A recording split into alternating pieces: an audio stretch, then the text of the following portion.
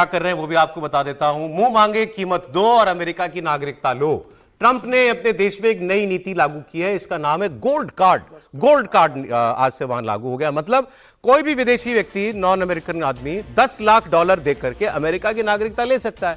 अगर कोई कंपनी किसी व्यक्ति को, प्रोफेशनल को काम के लिए उसको नागरिकता दिलाना चाहती है, रेजिडेंसी दिलाना चाहती है, तो वो $20 लाख दे दे। और भाई भारत में विजय जी बहुत बड़े आदमी हमारे साथ, चलिए अमेरिका में काम करेंगे, $20 लाख देगा इनके लिए कोई कंपनी देगी और इनको अपने साथ ली जाएगी। और ट्रंप ने इसमें भारत का भी नाम लिया और उन्होंने कहा कि भारत, चीन, फ्रांस, उनके शब्द तीन ही इस्तेमाल किए देशों के, कि इनके बच्चे जो हैं छात्र, अब ये अमेरिकी यूनिवर्सिटी से डिग्री लेने के बाद वापस लौटने को मजबूर नहीं होंगे। क्यों? क्योंकि आप डिग्री लीजिए, आपको वहां की कोई बड़ी कंपनी नौकरी देती है, आपके बदले पैसा दे, आप रहो, काम करो, आप सिटीजन बन जाओ अमेरिका के। Very excitingly for me and for the country, we've just launched the Trump Gold Card. It was about 30 minutes from now. The site goes up and all funds go to the United States government. It could be a tremendous amount of money. It'll also be able to have people like this keep, as an example, just one example, there are a lot of examples, people just buying them. It's somewhat like a green card, but with big advantages over a green card.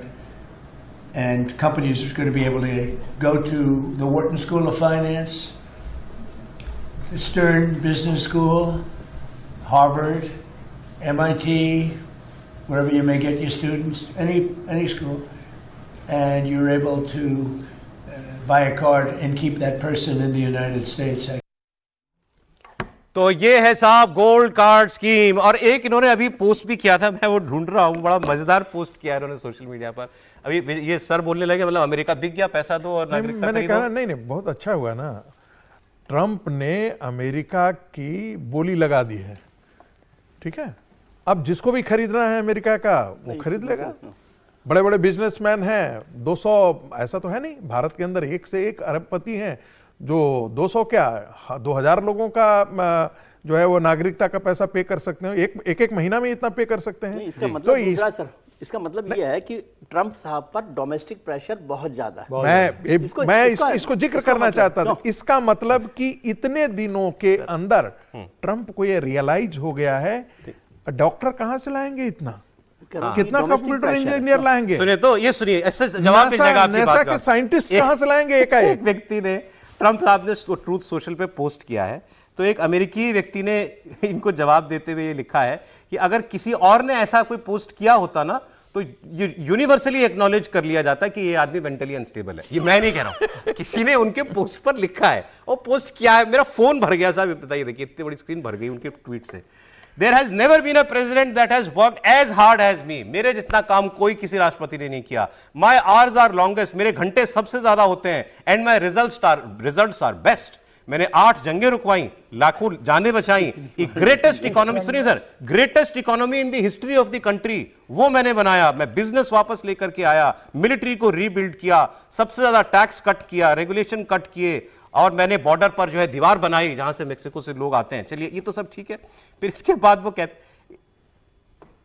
वो कहते हैं कि मैंने अपने medical exam भी करवाए और मेरे मेडिकल एग्जाम में डॉक्टर हैरान है कि आपकी उम्र में कोई आदमी इतना फिट कैसे हो सकता है। फिर उन्होंने एक दूसरी बात कही कि मैंने इसके अलावा कॉग्निटिव एग्जाम भी लिए। कॉग्निटिव एग्जाम हुए मतलब कि ये आदमी मेंटली शार्प है कि नहीं है।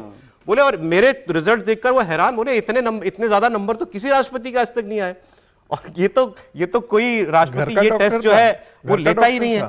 तो उन्होंने ये डिक्लेयर कर दिया कि मैंने तो अमेरिका ग्रेट बना दिया। लोगों ने न्यूयॉर्क में अमेरिका चुनाव हरा दिया। एक शब्द है हेलुसिनेशंस, मुझे लगता है वही है।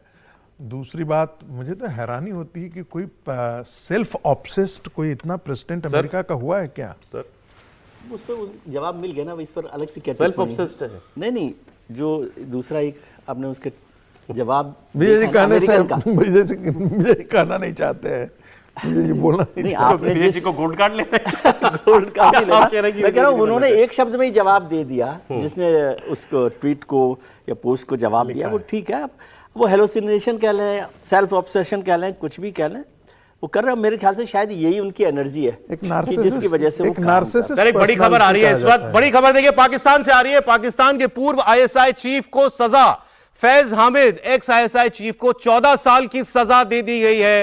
ये आईएसआई के पूर्व डीजी थे और इनका कोर्ट मार्शल हो गया है राजनीतिक गतिविधियों में शामिल होने की वजह से और ऑफिशियल सीक्रेट्स लीक करने की वजह से इनको 14 साल की सजा हुई। इनको दोषी पाया गया, कोर्ट मार्शल इनका कर दिया गया है। अब ये कौन है मैं आपको बता दूं, फैज हामिद वो व्यक्ति हैं जो इमरान खान जब प्रधानमंत्री थे उस वक्त ये आईएसआई के डीजी थे।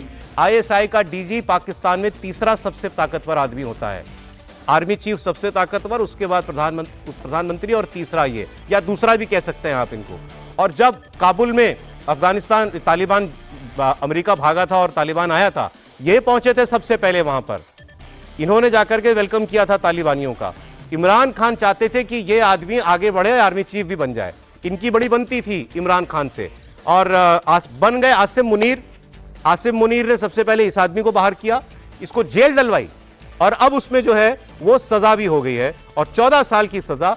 इससे आगे बस इतना मुझे दिखाई दे रहा है कि इमरान खान का हश्र क्या होना है। अगर आसिम मुनीर अपने एक लेफ्टिनेंट जनरल के साथ ये काम कर सकता है तो त्रिपाठी नहीं, इसको यूं भी देखें कि कल जब हम लोग खबर कुछ समय बाद आपस में बात कर रहे होंगे तो मुनीर के बारे में कैसे बात करेंगे। तो एक तो पहले तो यहां से देखें, इमरान खान के लिए तो देखिए अब डू और डाई की स्थिति है। अगर वो ये सोचेंगे, और मैंने शायद कल ही या परसों कहा था कि ये अडियाला जेल पर जाकर और समय समय पर कुछ प्रदर्शन करके कुछ बात होने वाली तो नहीं होने वाला है। वैसे भी आप जब जेल में इस तरह से रखे हैं तो इमरान खान की स्थिति बहुत अच्छी तो नहीं है, कब और खराब हो जाए उसका भरोसा नहीं है। वहां की आवाम को, इमरान खान के चाहने वालों को, इमरान खान की पार्टी को विद्रोह करना पड़ेगा। इस जो कहते हैं ना कि जो आतंकवादियों के समर्थन से जो एक तरह से कहें कि पूरा सब खत्म कर दिया है पाकिस्तान को, ऐसे लोगों के खिलाफ सड़क पर उतरना पड़ेगा, लंबा आंदोलन देना पड़ेगा और इसको बार बार कहते हैं ना कि सैक्रिफाइस देना होगा इस मूवमेंट के लिए। उससे कम में बात नहीं होने वाली। उनको समझ में आए तो उनके हिसाब से कहें आपके लिए, आपके मुल्क में ये जिहाद का समय। अरे मुझे ठीक से याद नहीं आ रहा, क्या आसिम मुनीर डीजी आईएसआई था, उसको हटा के फैज हामिद को इमरान खान ने आईएसआई का चीफ बनाया था? उससे पहले इनका वो इश्यू था।